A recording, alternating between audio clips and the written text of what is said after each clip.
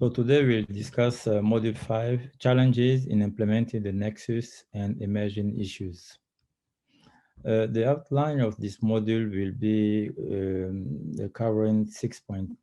The first point will cover quickly the objective. The second will discuss the challenging of the Nexus approach. The third one will summarize the Nexus, some Nexus cases in Africa. The fourth will discuss solutions to address each of the identified challenges. The fifth will discuss quickly the impact of the COVID-19. And the conclusion will discuss about the key finding. Introduction. The Agenda 2063 is a set of initiatives proposed and currently being implemented by the African Union. It was adopted on January 21st, 2015 at the 24th Ordinary Assembly of the Head of State and Government of the African Union in Addis Ababa. The state objectives of the agenda are economic development, political integration, improvement of democracy and justice, establishment of security and peace, strengthening of culture, identity, and Pan-African ideals, gender equality, and political independence from foreign powers. The COVID-19 pandemic emerged at a time when the outlook was bright for many African countries. At the start of 2020, Africa was well placed to continue its economic development, expected to increase from 2.9% in 2019 to 3.2% in 2020 and 3.5% in 2021. Significant progress recorded in poverty reduction and in health indicators. The first case of COVID-19 of the African continent was reported on February 14, 2020. As of May 13, case has been reported in all 54 countries.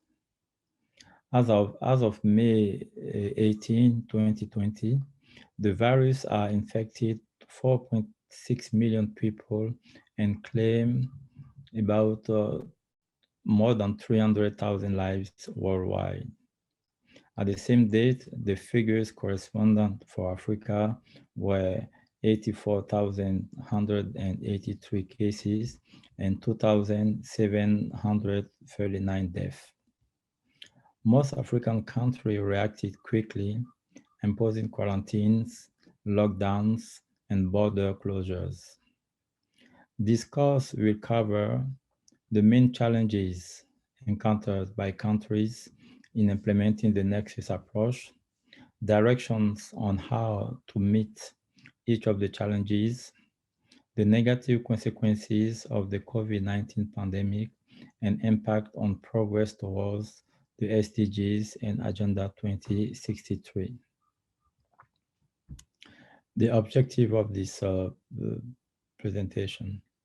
The first one is to highlight the challenges faced by countries in implementing the Nexus approach, provide guidance on how to address each of the challenges identified above, publicize the negative consequence of COVID-19 in certain countries. What are the challenges of the Nexus approach? The most frequent issue encountered are budgetary support and fragmented financing, political will and divisions between actors, weak institutions, poor communication and coordination, a lack of the whole of government approach, lack of strategic focus and or strategic planning and human capacity, debt and lack of financial risk management, engage leadership and define responsibility, lack of support from civil society and private sector. Several studies has been done. One of the studies done by Zenten in 2020, the success of SDGs depend on the solving Nexus challenge. The success of the Nexus depends largely on social economic development and empowerment at the local level, and localization imply a shift from external to international to national and local. Localization should be pushed as a cheap, short alternative, as a quick fix to development. If taken seriously, this innovation may prove to be more costly initially, but worth the opportunity cost to promote local empowerment and effectiveness. What are the main challenges? First, budget support. Budget support is the support received by government from donors without clear condition. So for many African countries, external development assistance represents a significant part of public expenditure. Therefore, the ways in which aid flows are managed is an important factor affecting the quality of budget policy and project across Africa. Political will. Political will is at the service of development of the economy. Political will is the incentive to follow through on state commitment and law, say Jennifer Koch, African Program Director at the Center of Strategic and International Studies in Washington. Conflict. Many of the current conflicts are motivated by prospect of political power or financial gain, with armed groups fighting to acquire precious mineral resources, assert their ideology, and settle their grievances. Instability and security. 16 African countries are suffering from sustained armed conflict. While, while each results from its own circumstances, a few reasons are obvious. The first being the role of governance. And this one is coming from the African Center for Strategic Study. I think the current news now in West Africa, we have two countries, Guinea and Mali, which are unstable due to the coup that we witnessed the last couple of months. Social and economic inequalities.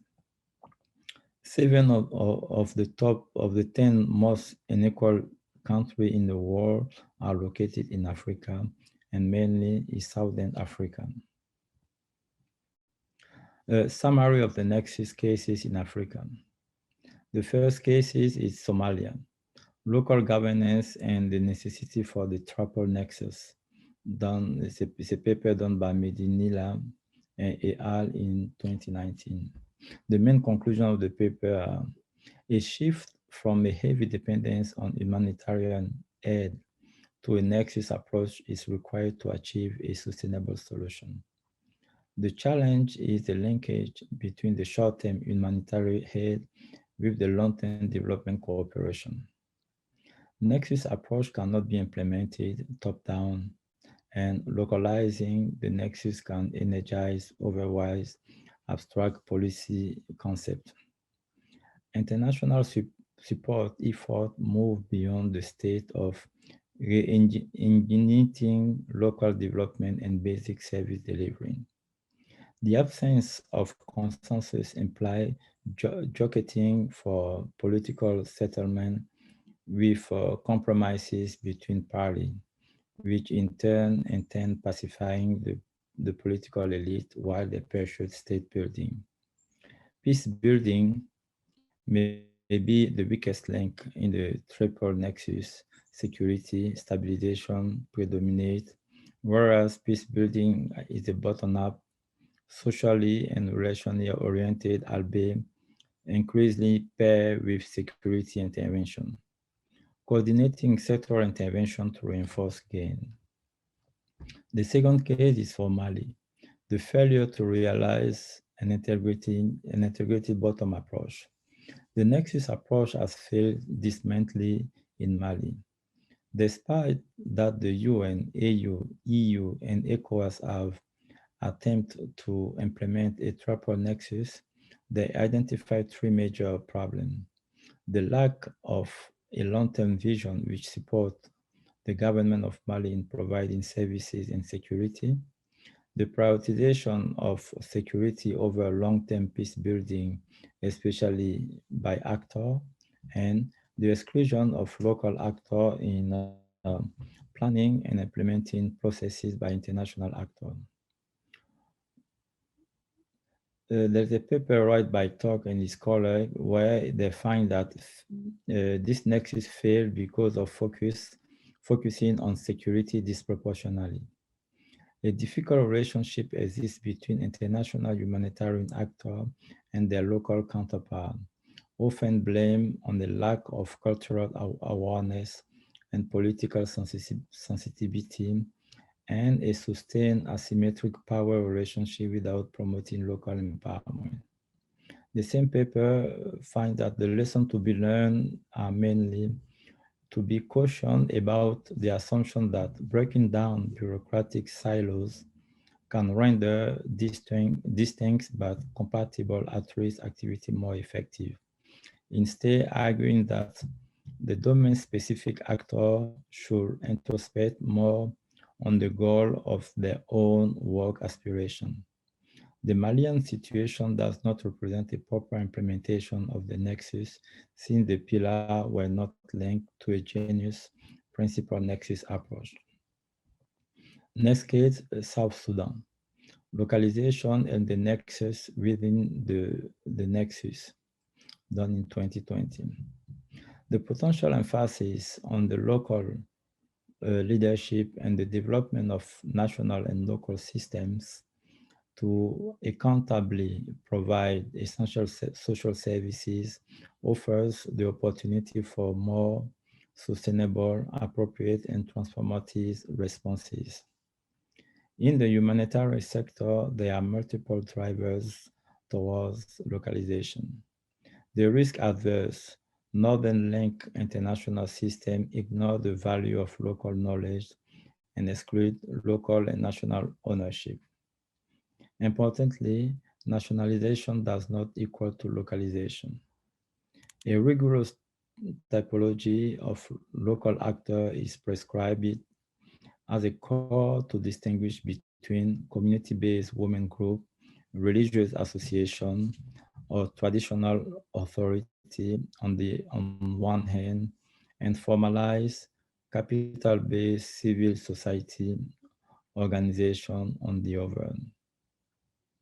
The DeWolf paper of 2019 focused the study on the triple nexus of localization and local faith actor and provide that the inclusion is essential, but being meaningful that 80% of the world population has some faith orientation, and in the light of the exclusion of FBA's faith-based actor.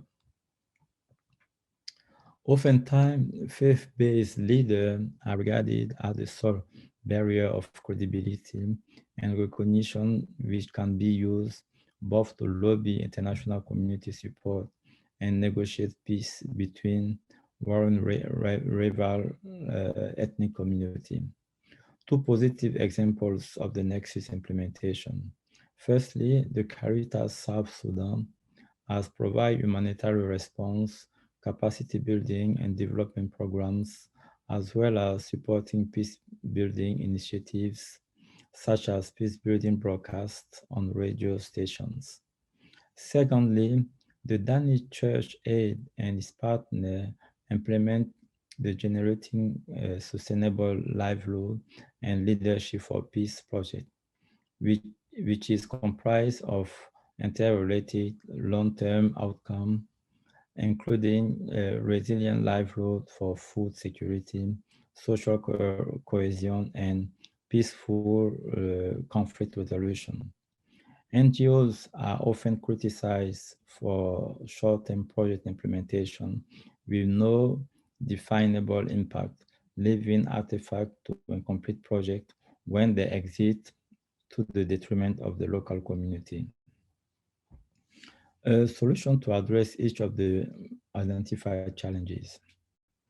Action must be communicated, integrated, and coordinated while respecting the distinct roles and identity of the stakeholders. Flexible funding and adaptive programming allow for more dynamic and appropriate responsibility through the promotion of rapid learning cycles and malleable management. A rigorous typology of local actor is prescribed as core to distinguish between community-based women group, religious association, or traditional authority on one hand, and formalized capital-based civil society organization on the other hand. Local faith actors across these pillars have assisted to minimize internal fragmentation and secure peace in keeping with the IGAG peace process by undertaking awareness and messaging campaign, community level peace building, and advancing people-to-people approach to peace. Baraka and Milton 2020 recognized that to fulfill its potential, we require not just an imminent shift of resources to local actors, but also a much more sustainable long-term approach to nurturing local capacity. DeWolf and Wilkinson proposed that great recognition of the role and value of LFAs, which strengthen the relationship and network could benefit the triple nexus immensely. What are the impact of the COVID? A couple of questions has been asked during the survey, and one of the questions is, in your opinion, in your country, what effect has the COVID had? And basically, we noticed that in most of the country, it's recognized that the COVID had a limited effect. This is the orange bar. And after that come no effect, which is the gray bar. And after you have largely negative impact effect, which is the blue bar. So basically, it's what has been noticed in overall that COVID has less impact in Africa than in other parts of the world. So when asked what is the biggest largely negative effect, most of the time is the first one is development, second human right, humanitarian issues, the fourth is the interlinkage, the fifth is the peace, and sixth is the governance. When asked the question, what is the largest no effective response is by all the peace, governance, development, interlinkage, and so on. The biggest limited effect is interlinkage. In terms of limited positive effect is governance, and the largely positive effect is humanitarian issue where rank above the other who also score one response. So in terms of recommendation, the Rwanda case is taken as a good example. So in Rwanda, what's happened? They increase the self-sufficiency in food crops, they modernize agriculture production, they increase the value added in agricultural products, they increase the food processing capacity in the country, they support manufacturing sector through better access to low-cost raw material, better access to TVET curricula with job marketing requirement, promote and enhance technological skills and innovation through TVET training programs. Another case for good recommendation is the Angola case, where they also increase self-sufficiency in food crops, they modernize the agricultural production, increase the value added in agricultural products, enhance people competency in redesign the organization, shift focus on customer, deployment of digital tools and techniques. They also promote and enhance technological skills and innovation through education and training program. A better alignment of TVET curricula to improve human capacity and better matching with job market requirements. Create efficient and agile supply chain processes. The retraining and repurposing of personnel to develop the skills needed for the new operating model. Reorient the development plan to more labor-intensive activities. In terms of key finding, the gap analysis revealed that budgetary support and fragmenting financing, followed jointly by political will and division between actors and then weak institutions are the major challenges. Participants were vocal in their aspiration call for a prosperous Africa based on inclusive growth, followed by an Africa of good governance, then jointly a peaceful and secure Africa tied with an Africa whose development is people-driven. The greatest single obstacle for both the Africa we want and the SDG was conflict, instability, and insecurity, followed cumulatively by social and economic inequality and political challenges.